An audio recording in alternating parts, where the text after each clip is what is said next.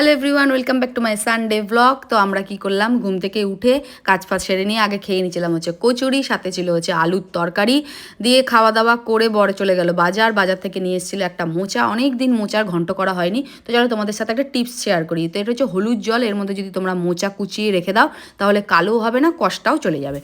দিয়ে তখন বরকে বললাম যে যখন মোচা এনেছো তাহলে নারকেলটা একটু ফাটিয়ে দাও, কারণ নারকেল তো একদম মেন ইনগ্রিডিয়েন্টস।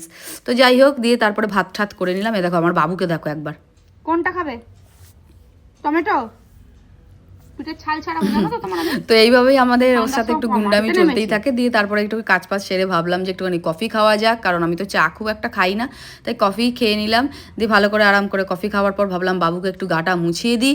বাবুকে গাটা মুছিয়ে দিয়ে তারপরে আমি দাদার মেয়েকে একটু ভিডিও কল করেছিলাম, রোজ কথা বলতে হবে। এই দেখো, ও কুটুসের সাথে রোজই কথা বলবে।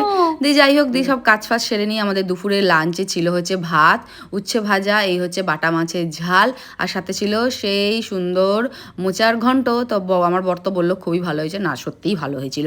দিয়ে তারপরে বাবুকে নিয়ে আমরা শুতে চলে গেলাম। দিয়ে ঘুম থেকে উঠে আমরা খেয়ে নিয়েছিলাম হচ্ছে কুরকুরে। জানি খাওয়া ভালো না, অনেক দিন থেকে ইচ্ছা করছিল তাই খেলাম। তো রাতের দিকে আমরা একটু এই মেয়েদের খেলা দেখতে দেখতে খেয়ে নিয়েছিলাম পরোটা, আলুর তরকারি, আর সাথে ছিল রসগোল্লা। তো এইভাবেই কালকে আমাদের একটুখানি মজা করে দিন কেটেছিল। তোমাদের যদি আমাদের ভিডিও ভালো লেগে থাকে অবশ্যই লাইক শেয়ার করে দিও। টাটা।